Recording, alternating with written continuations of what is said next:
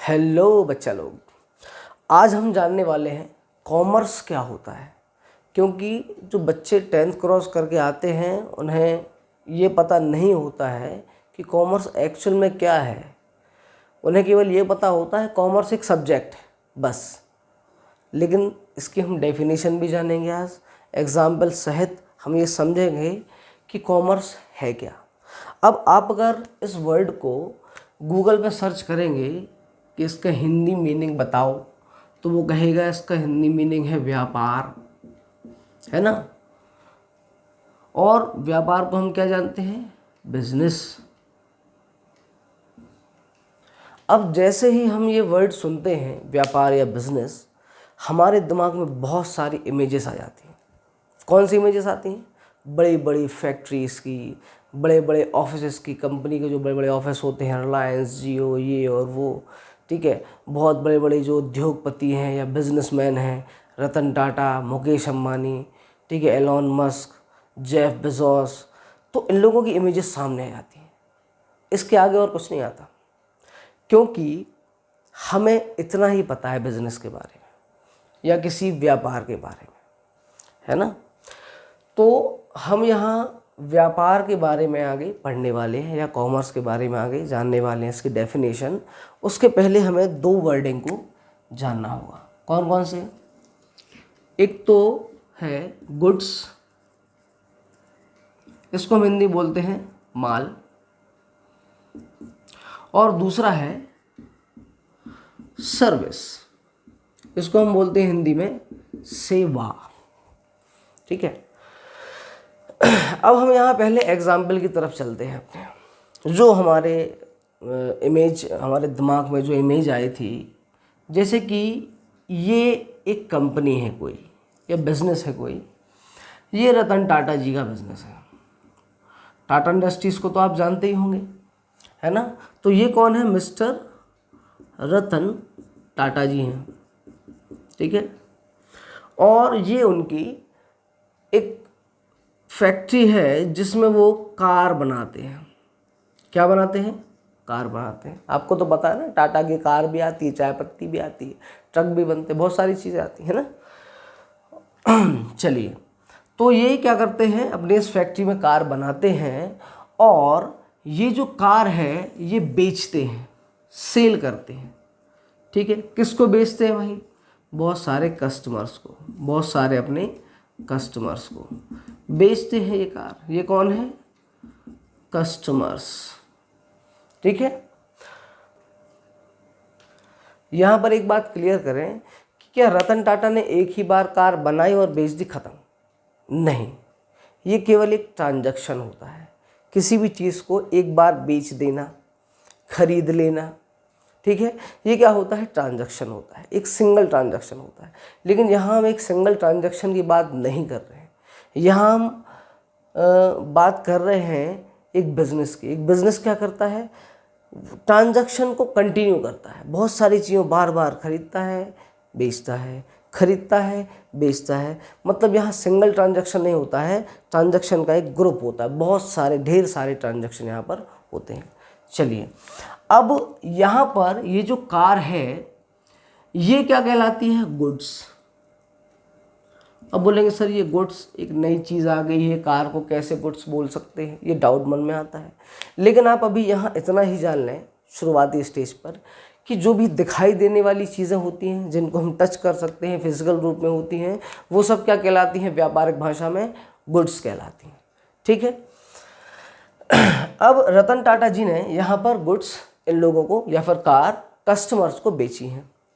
अब बेचेंगे तो इसकी जो कार की प्राइस है वो इनसे ले ली जाएगी। समझ लीजिए कार की प्राइस कितनी थी? 5 लाख रुपए थी। तो 5 लाख रुपए कस्टमर से इनने ले लिए।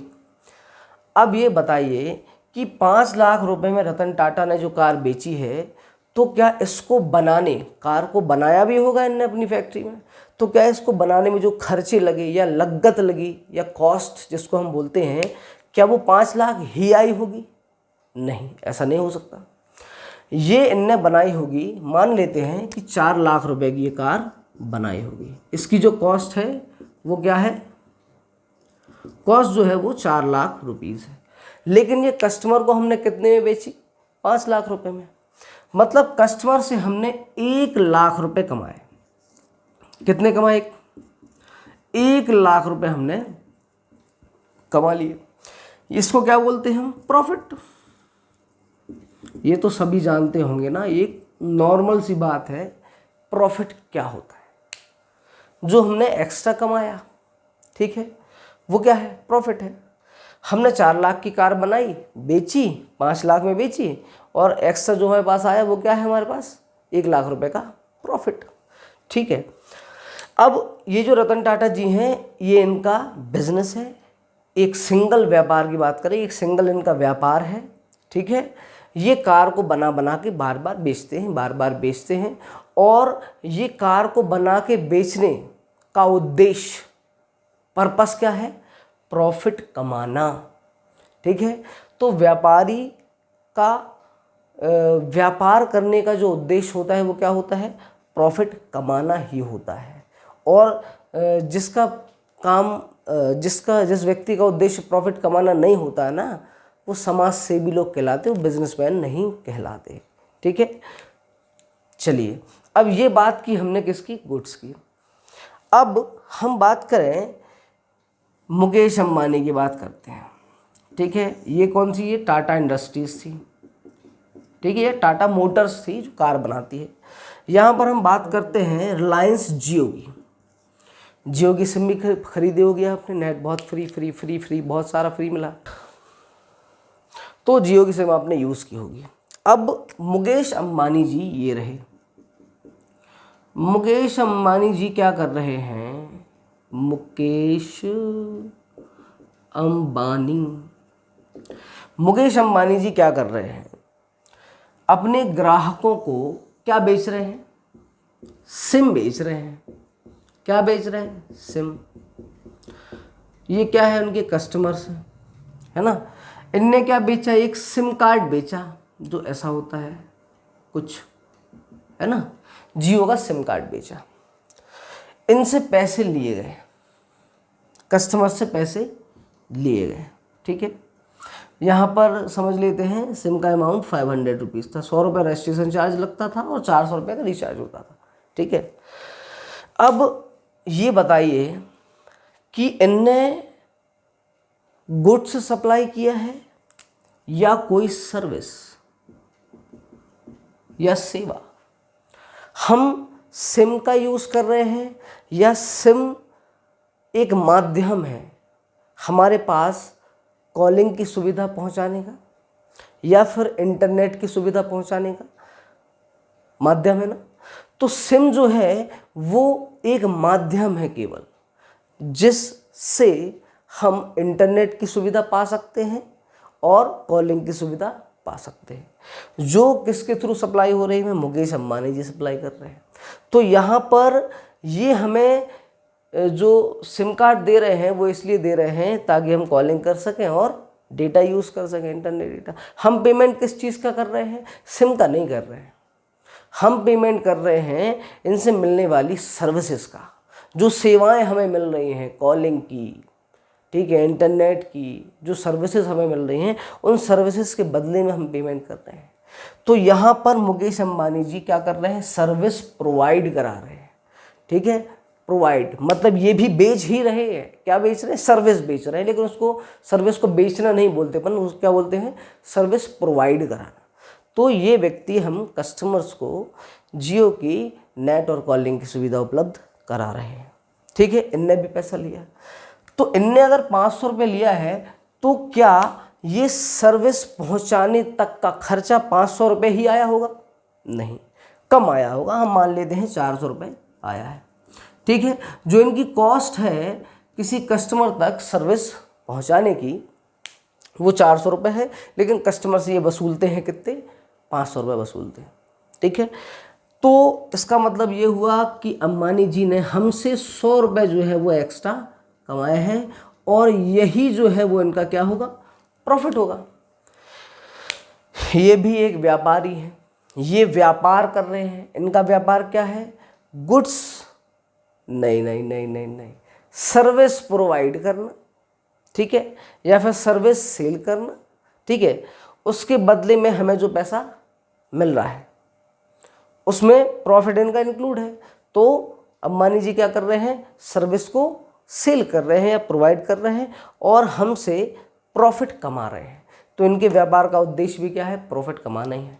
मतलब ये बात तो क्लियर हो गई कि चाहे कोई व्यक्ति ये हो या ये हो, चाहे गुड्स बेचे या सेल कर दे, या फिर सर्विस प्रोवाइड करे या सेल कर दे और उसके बदले में कुछ पैसा ले ले उसकी कॉस्ट से ज़्यादा, तो इसको हम कहते हैं बिजनेस। और ये बात याद रखें कि ये एक सिंगल ट्रांजैक्शन नहीं है, नहीं तो ये सोचने लगे कि मैंने एक फ़ोन ख़रीदा था, मैंने वो 10,000 का ख़रीदा था, फिर उसके बाद मैंने उसको 11,000 रुपये का बेच दिया, मुझे प्रॉफिट हो गया, बस मैं बिजनेसमैन हूँ। नहीं, ये ऐसा नहीं होता है।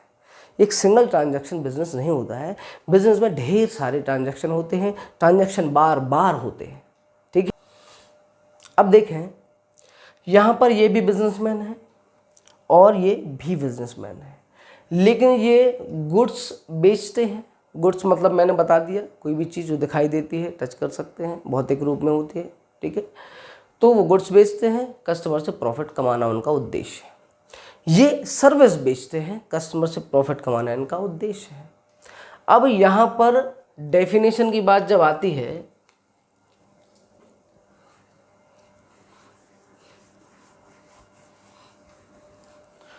तो कॉमर्स की डेफिनेशन क्या है भाई?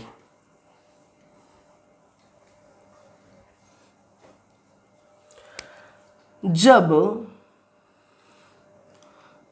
गुड्स या फिर सर्विसेज, क्या दोनों चीज़ें बता चुका हूँ, गुड्स और भी और सर्विस भी। जब गुड्स या सर्विसेज किसी अदर पर्सन को या फिर कस्टमर्स बोल सकते हैं, इन्हें ये चीज़ें सप्लाई की जा रही हैं, बेची जा रही हैं और उसके बदले में इन लोगों से क्या लिया जा रहा है, पैसा लिया जा रहा है, पैसा, ठीक है। तो यहाँ पर एक्सचेंज किस चीज़ का हो रहा है, गुड्स से पैसे का, सर्विस से पैसे का। यहाँ पे क्या हो रहा है, एक्सचेंज हो रहा है, गुड्स से पैसे का, सर्विस से पैसे का, ठीक है। सर्विस सप्लाई हुई, पैसा लिया गया, गुड्स सप्लाई हुआ, पैसा लिया गया, ठीक है। तो यहाँ पे क्या हो रहा है, बिजनेसमैन और अदर पर्सन जो होते हैं उनके बीच में ट्रांजैक्शन, एक्सचेंज हो रही हैं दो चीज़ें, गुड्स जा रहा है या सर्विस जा रही है और उसके पास क्या आ रहा है, पैसा आ रहा है, धन आ रहा है, ठीक है। यही परिभाषा है कॉमर्स की। अब ध्यान से देखें कि अगर हम मान लेते हैं कि हम जो हैं वो इतने बड़े हो गए हैं और पृथ्वी जो है वो इतनी छोटी सी है, ये क्या है, अर्थ, ठीक है, पृथ्वी है ये। अब पूरी पृथ्वी पे ज़रा नज़र घुमा के देखिए, ज़रा इमेजिन कीजिए कि इतने सारे देश हैं, इतने सारे देशों में इतने सारे लोग हैं, इतने सारे लोग कुछ ना कुछ प्रोडक्ट या सर्विस का यूज़ कर रहे हैं, कुछ ना कुछ नहीं, बहुत सारे प्रोडक्ट या बहुत सारी सर्विसेज का यूज़ कर रहे हैं। अब वो बहुत सारी सर्विसेज या फिर बहुत सारे गुड्स कोई ना कोई बिजनेसमैन उनको यहाँ पहुँचा रहा है, यहाँ पहुँचा रहा है, वहाँ पहुँचा रहा है, ठीक है। इमेजिन कीजिए ज़रा कि कितने सारे गुड्स हैं, कितनी सारी सर्विसेज हैं, ये एक्सचेंज हो रही है, यहाँ से इसको, यहाँ से इसको, ठीक है। सर्विस एक्सचेंज हुई, पैसा आया, गुड्स एक्सचेंज हुआ, पर पैसा आया, बहुत सारे बिजनेसमैन हैं, बहुत सारे कस्टमर हैं, ठीक है। तो बड़े रूप में अगर हम देखें एक सिंगल बिजनेस के बारे में, तो मैंने आपको बता दिया, बड़े रूप में देखें तो पूरा देश, पूरी दुनिया डिपेंडेंट है व्यापार पर, कॉमर्स पर, ठीक है। जब तक कोई चीज़ बेची नहीं जाएगी, इंटर एक्सचेंज नहीं होगी, तो कोई कमा नहीं पाएगा, कोई कमाएगा नहीं तो खर्च नहीं करेगा, तो पैसे का महत्व ही नहीं बचेगा, बार्टर सिस्टम आ जाएगा वैसे पुराना वाला। मैं आपको आगे बताऊंगा नेक्स्ट वीडियो में कि ये जो सब्जेक्ट हैं अकाउंटेंसी, देखा तो होगा ये आपने, अकाउंटेंसी, मैनेजमेंट और इकोनॉमिक्स, ये सब्जेक्ट हमें मेनली कॉमर्स के अंडर में क्यों पढ़ाए जाते हैं, ये मैं आपको नेक्स्ट वीडियो में बताऊंगा। और अब मैं लेक्चर अपलोड करने वाला हूँ 11th क्लास के लिए। फुल लेक्चर होंगे, साथ में हो सकता है नोट्स हो भी और ना भी हो। सबसे ख़ास बात यह है कि हमारी पढ़ाने की स्ट्रेटजी ऐसी है कि हम केवल आपको समझाना चाहते हैं, चीज़ें अंडरस्टैंड कराना चाहते हैं। खून में जाना चाहिए वो चीज़ें, रक्त में मिल जानी चाहिए। आप किसी भी बुक से पढ़ो, कोई प्रॉब्लम नहीं है। आपको किसी एक बुक को, स्पेसिफिक बुक को प्रेफर करने की ज़रूरत नहीं। आपको जिस बुक से पढ़ना है आप उस बुक से पढ़ो, बस समझो यहाँ पढ़ो वहाँ, समझो यहाँ। क्वेश्चन भी करवाऊँगा बहुत सारे, ठीक है। और 11th के साथ साथ 12th क्लास भी चलेगी। और एक ख़ास बात और बता दूँ आपको कि हिंदी मीडियम और इंग्लिश मीडियम, यहाँ पर समस्या बहुत आती है कि सर आप हिंदी मीडियम वालों को पढ़ाते हैं या इंग्लिश मीडियम वालों को पढ़ाते हैं। देखिए, एक समय आ जाता है जब हिंदी इंग्लिश सब एक हो जाता है, ठीक है। खासकर हिंदी मीडियम वालों के लिए बोलना चाहूँगा मैं कि आपको अभी से अपने सब्जेक्ट की ये जो लैंग्वेज है ये इंग्लिश में जाननी ही होगी, ठीक है। क्योंकि 11th और 12th क्रॉस करने के बाद आप जब कॉलेज में जाएंगे तो आपको वहाँ बुक्स भी इंग्लिश में ही मिलेंगी और आपके प्रोफेसर भी इंग्लिश में ही पढ़ाएंगे, सब कुछ आपको इंग्लिश में रहेगा। वहाँ पर आपको जाके बहुत ज़्यादा दिक्कत होगी। वो दिक्कत मैं चाहता हूँ जितनी ज़्यादा कम हो सके वो कम हो। आप सीखें इंग्लिश को, ठीक है, इंग्लिश की वर्डिंग को सीखें। चलिए, तो हम मिलते हैं कल। Tata, bye bye.